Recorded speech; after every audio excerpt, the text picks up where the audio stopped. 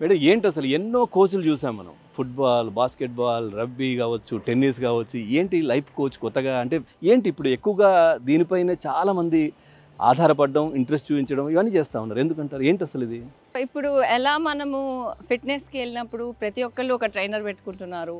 మనం మీరు చెప్పినట్టు గేమ్స్కి వెళ్ళినప్పుడు ప్రతి ఒక్కళ్ళు ఒక కోచ్ని పెట్టుకుంటున్నారు. అలానే అందరూ ఇప్పుడు వాళ్ళ లైఫ్కి ఒక కోచ్ అంటే పెట్టుకుంటున్నారు లైఫ్ అంటే గేమా? కాదా? It is the biggest game, multi layered games. అంటే one way to look at it is అండి, లైక్ మన లైఫ్ మాన్యువల్తో వచ్చుంటే బాగుండేది, బట్ స్కూలింగ్ తర్వాత ఆ మాన్యువల్ ఆఫ్ అయిపోతుంది. So yes, they are seeing a need to have a life coach. ఒక్కొక్కళ్ళు కష్టాలు ఒకలాగా డీల్ చేస్తారు. What is the right way, what is the wrong way, అలాంటివి ఏమీ లేవు.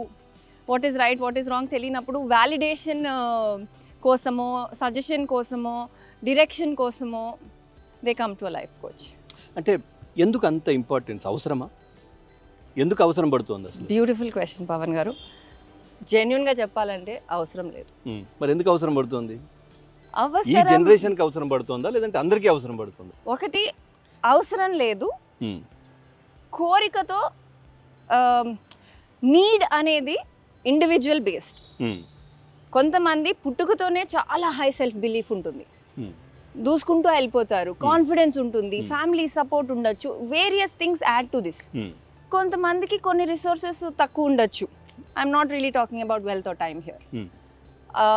So to get the best out of any situation, if ఎవరికన్నా కోరిక ఉండి లైఫ్ కోచ్ కావాలి అనుకుని వాళ్ళు విల్లింగ్గా వెళ్తే వాళ్ళు వాళ్ళ గోల్ దగ్గరికి ఫాస్టర్గా, సింప్లర్గా వెళ్ళొచ్చు అనే భావంతో వస్తారు.